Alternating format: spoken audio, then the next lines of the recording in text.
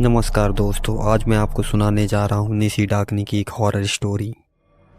गांव के बाहर जंगल को बीचे बीच एक पुराना मंदिर था। इस मंदिर की कहानी हर किसी को डराती थी। कहा जाता था कि रात के समय वहाँ निसी नाम की डाकनी घूमती है। लोग बताते थे कि वह आत्माओं को अपने बस में कर लेती है और फिर उन्हें अंधेरे में गायब कर देती है। राजू एक साहसी युवक इन कहानियों पर यकीन नहीं करता था। वह सोचता था कि यह सिर्फ दादी नानी की गढ़ी हुई बातें हैं। एक रात उसने ठान लिया कि वह उस मंदिर में जाकर सच्चाई का पता लगाएगा।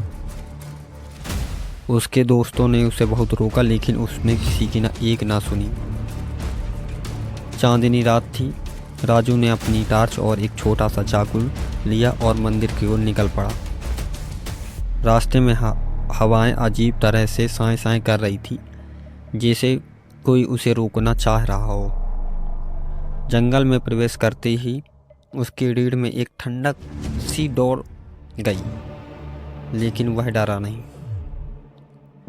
जब वह मंदिर पहुंचा तो उसने देखा कि मंदिर के अंदर हल्की हल्की रोशनी चमक रही है। पास जाने पर उसे महसूस हुआ कि वह रोशनी किसी दीपक की नहीं, बल्कि एक अजीब सी ऊर्जा से आ रही है। अचानक उसे एक साया दिखाई दिया। वह साया धीरे धीरे आकार लेने लगा और एक महिला का स्वरूप धारण कर लिया।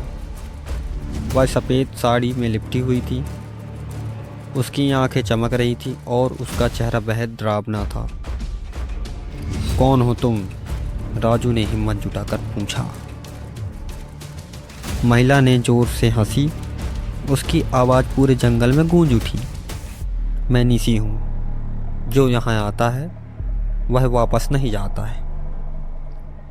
राजू ने महसूस किया कि उसके पैर जैसे ज़मीन में गड़ गए हों। निसी उसके पास आ गई और बोली, तुमने मेरे स्थान को अपवित्र किया है। अब इसकी सज़ा तुम्हें मिलेगी। तभी राजू ने अपने दादा द्वारा बताई गई एक बात याद आई। उन्होंने कहा था कि डाकनी से बचने का एक ही तरीका है, हिम्मत बनाए रखना और मन में किसी तरह का डर न लाना। राजू ने अपनी टार्च को निसी की ओर किया और मन में भगवान का नाम लेने लगा। निसी चीखने लगी, जैसे वह रोशनी उसे सहन नहीं हो रही थी। उसने राजू पर झपटने की कोशिश की, लेकिन वह रोशनी में पूरी तरह जलने लगी। राजू अपनी पूरी ताकत लगाई और ज़ोर से चिल्लाया, मुझे तुमसे डर नहीं लगता। निसी धीरे धीरे गायब हो गई। मंदिर की रोशनी भी बुझ गई और सब कुछ शांत हो गया। राजू ने भागते हुए वहाँ से अपनी जान बचाई। अगले दिन गांव वालों ने उसे देखकर तसल्ली की सांस ली। उसने यह बताया कि डर का सामना करना ही उसकी सबसे बड़ी ताकत बनी।